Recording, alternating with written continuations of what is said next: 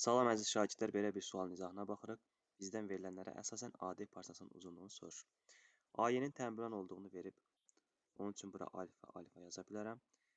Buradan ABY üçbucağında düzbucaqlı üçbucaq olduğuna görə bura alfa qeyd etdiyimə görə bu bucağa da beta qeyd edərəm.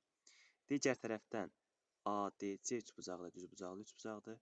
Həmçinin burada mən CAD-yə alfa demişəmsə, CDA-ya da yenə beta deməliyəm.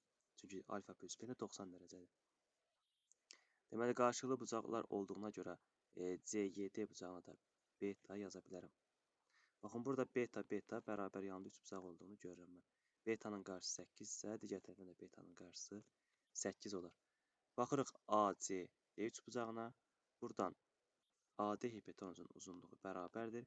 Kök altında Pifaqor teoreminə görə 8-in kvadratı plus 15-in kvadratı. Buradan da AD-ni biz 17 alarıq.